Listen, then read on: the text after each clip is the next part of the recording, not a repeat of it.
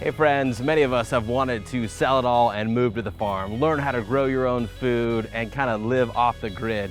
Well, we're here in North San Diego County in Vista, California, checking out this incredible farm that's doing farming like you've never heard before. These guys gave up their retirement, they gave up traveling the world to do this incredible regenerative farming. Let's go check out Sand and Straw Farm. Hey friends, I'm Jake Shoemate, and I'm all about living a healthy life. That means eating delicious, locally sourced food, chasing adventure, all while caring for the planet. Living in Southern California, we have a ton of opportunity to do all three.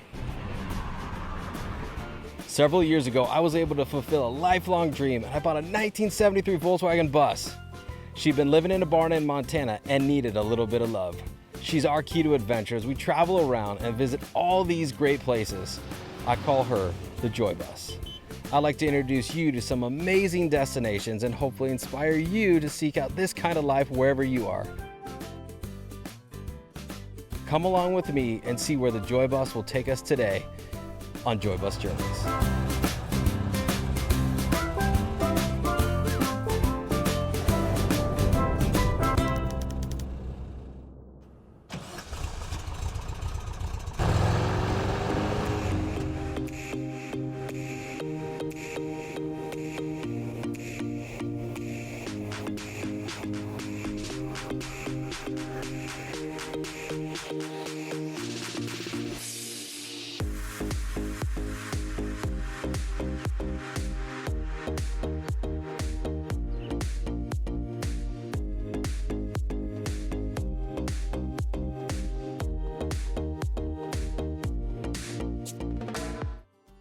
Well, we're here with Rich and John, and we're getting a tour of the farm. We're gonna see why Sand and Straw does things significantly different than most other farms out there.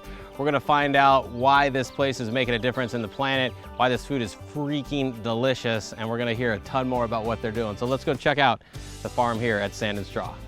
So Rich, this looks pretty different than what I think of a farm. Most of the time when I think about a farm, I think kind of rows of corn or rows of strawberries, but you guys are planting trees, then you've got some flowers intermixed. You guys have berries over here. Like, if we drive up like through Central California, we're gonna see miles and miles of monocropping. We're gonna see the same thing, and they don't have any of this on the ground. What are they doing that's different than what you're doing? They are taking areas and they're growing only one type of crop to make as much money as they can. But what that happens is they're depleting the resources out of that soil by only planting the same thing over and over. So they keep taking those same nutrients that plant requires, and they continue to pull that out of the ground.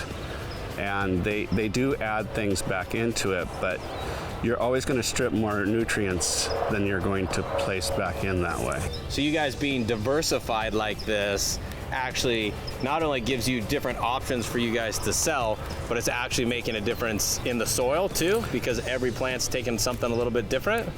Right, and also they work together. Some plants that grow well together, because some plants will deter pests from another plant. That's another reason we grow different things next to each other. Berries, I gotta snake some of these, so let me jump this fence here. You guys check these out. Oh my gosh, like just right here.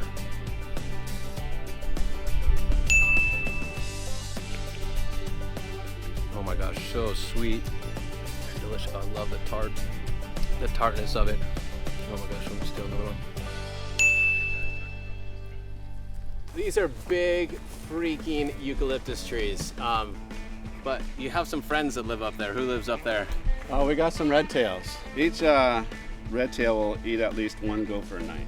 And again, that's part of our strategy. Different animals, other birds as well, come in to eat the insects and just keep a balance. Well, we're on a journey. When you're on a journey, you have to have really good food, so I'm gonna eat some of these blackberries. Oh my gosh, that one's so good. Sweet one. I hope there's no snakes in here. I don't like snakes. Uh-oh, there's some more here. Well, April, Rich, thank you guys so much for having us come and hear your story about Sand and Straw Farm. So, why are you guys called Sand and Straw? Rich came up with the name, Sand, because we both grew up on the beach. I grew up in Encinitas and he grew up in Pacific Beach. And Straw, because we moved out to the country to start a farm. And we decided to go with regenerative farming, basically because regenerative goes a step further. And it's actually, you're making your ecosystem healthy.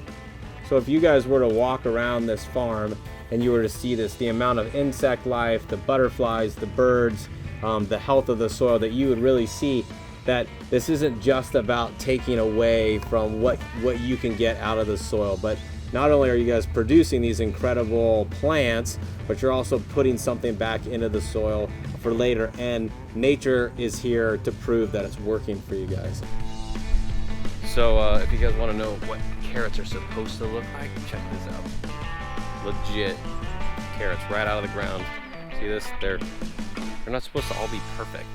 Soil is radically important. What do you guys do to help amend the soil or make the soil healthy? Because I know that's a big passion for you. Soil is the key to health and the key to healthy plants.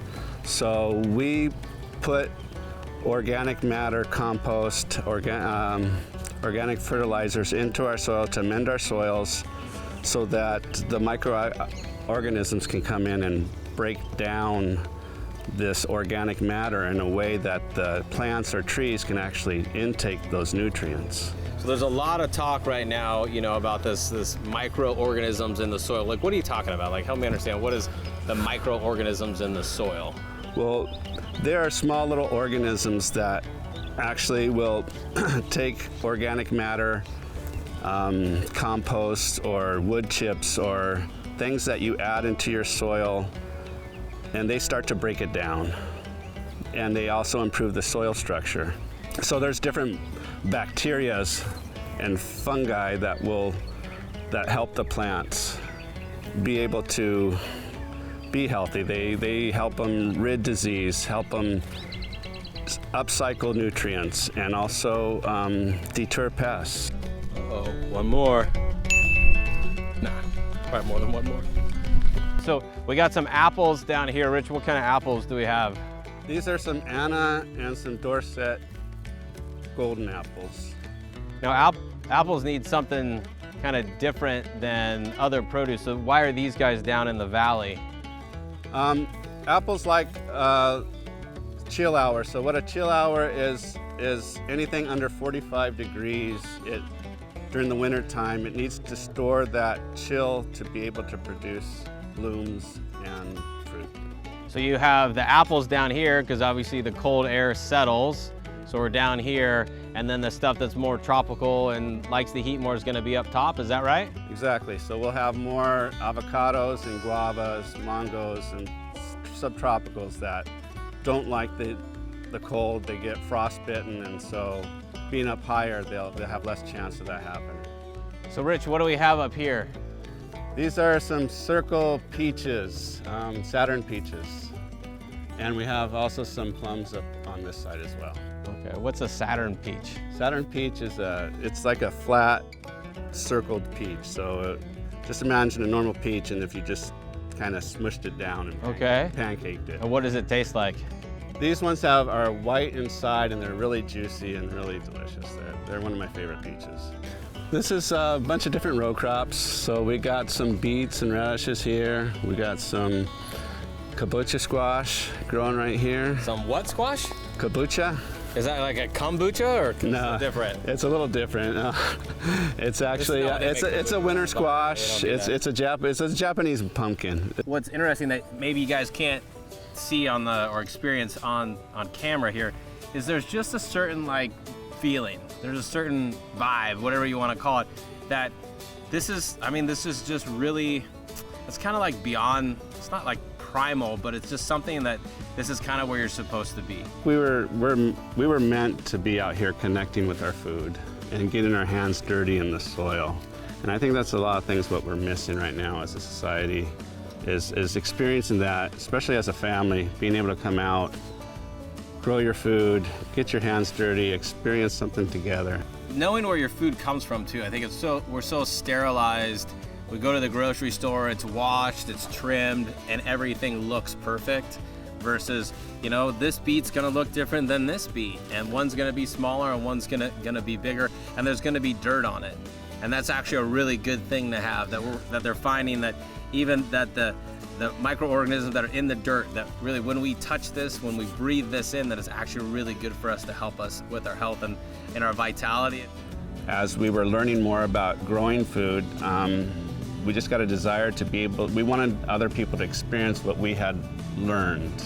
We wanted to be able to bring that farm experience to the community. You guys have an awesome little farm stand.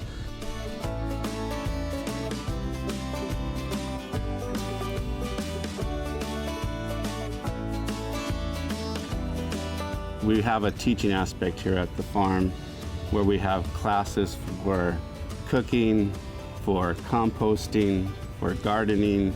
So you guys aren't just a farm, you guys are really a community-based organization that's bringing people in, that's getting this incredible food, but you also want people to have, you know, an understanding of how do you do this yourself. Right. Yeah, we want to be able to equip people to be able to do something for themselves.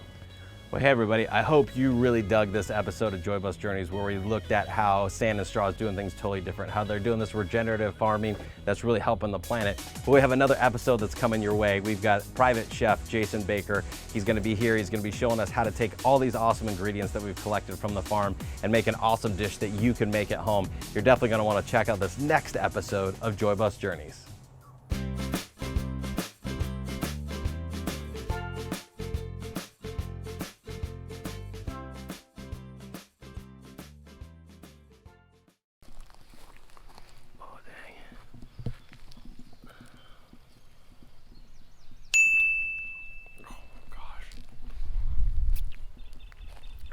Talk about fresh. Oh, so delicious.